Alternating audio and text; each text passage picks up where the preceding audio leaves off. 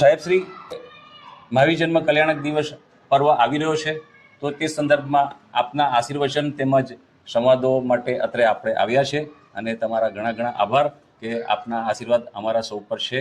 તો હું વિનંતી કરીશ કે આપ આ બાબતમાં પ્રકાશ પાડો.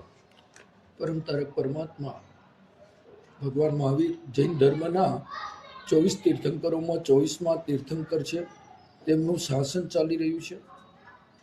પરમ તારક પરમાત્મા જ્યારે નૈસારના ભાવની અંદર સમ્યક્ત્વની પ્રાપ્તિ કરી અને ત્રીજા ભાવની અંદર પ્રથમ તીર્થંકર ઋષભદેવ ભગવાન એમને મળ્યા ને એ વખતે એમને અમુક પ્રકારના કર્મોનું બંધન કર્યું અને પછી તેઓ આગળ કેટલાય ભવોનું પરિભ્રમણ કરતા કરતા એ નંદન ઋષિના ભવની અંદર તીર્થંકર નામ કર્મની નિકાચના કરે છે. નૈસારના ભવની અંદર સમ્યક્ત્વની પ્રાપ્તિ કરી છે અને નંદન ઋષિના ભવની અંદર તીર્થંકર નામ કર્મની નિકાચના કરી છે.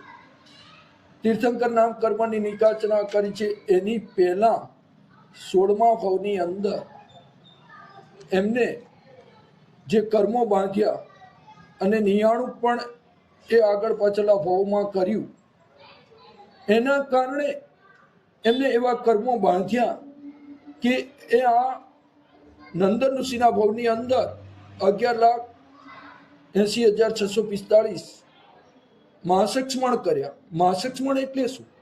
1 મહિનાના ઉપવાસ.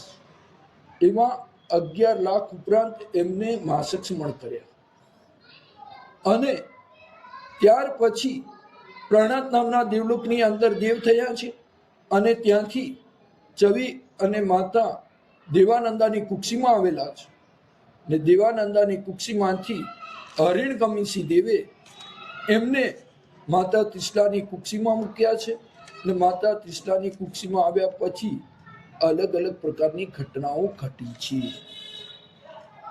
સરસ. કદાચ બહુ ગર્ભિત રીતે આપશ્રીએ વર્ણવ્યું છે અને આગળ જે કંઈ આપણે મહાવીર કલ્યાણક માટે ચર્ચા કરીશું અથવા તો સંવાદોને આપણે સાંભળીશું તે પહેલાં આપશ્રીને સાહેબ એક નાનો સરખો સવાલ પૂછું છું, પ્રશ્ન પૂછું છું કે મહાવીર જન્મ કલ્યાણકના પર્વ છે તો અત્યારના સંદર્ભમાં સાહેબ શ્રી આપ જીવદયા અને પર્યાવરણ વિશે કંઈક પ્રકાશ પાડશો? પરમાત્માનો એક જ સંદેશ છે, સવી જીવ કરું શાસન રસી. આજે જેટલા પણ વૃક્ષો છે અને જેટલી નદીઓ છે, જેટલા પહાડો છે, એમાં પરમાત્માનું કહેવું એક જ છે કે દરેકની અંદર જીવ રહેલો છે અને એનું કચરઘાણ થઈ રહ્યું છે. વૃક્ષોને ઉખાડીને નાખી દે છે. એ ચેન્જ થઈ રહ્યું છે. એક કુદરતી વસ્તુ છે ને કુદરતની સામે આપણે બાથ ભીડી રહ્યા છે. એટલે આ પર્યાવરણ અને જીવદયા બંનેની અંદર આપણે બહુ પાછા છીએ. એટલે એક જ ભગવાન મહાવીરનો સંદેશ બહુ સરસ મજાનો છે કે આપણે સાંભળીએ છીએ, જાણીએ છીએ, જીવો અને જીવવા દો, પણ પરમ તારક પરમાત્મા એનાથી પણ આગળ વધીને કહે છે કે મરીને પણ સામેની વ્યક્તિને જીવાડો.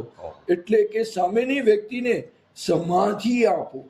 એ સમાધિ આપી અને એના આત્માનું કલ્યાણ થાય એવું કરવું જોઈએ. સાહેબ કોટી કોટી વંદન. બહુ જ કંઈક જાણ્યા હતું જ નહીં, જાણ્યું જ નહોતું અને એવા શબ્દોમાં આપશ્રીએ અમને આ જ્ઞાન આપ્યું છે. તો મહાવીર જન્મ કલ્યાણક માટે આપણે પાછા બીજા એપિસોડમાં મળશું અને હજુ ઘણી વિગતો સાહેબ પાસેથી આપણે જાણવાની છે, ઘણા સંવાદો આપણે સમજવાના છે. તો આપ બધા સાથે રહેજો. આપ સર્વેને મારા જય જયેન્દ્ર.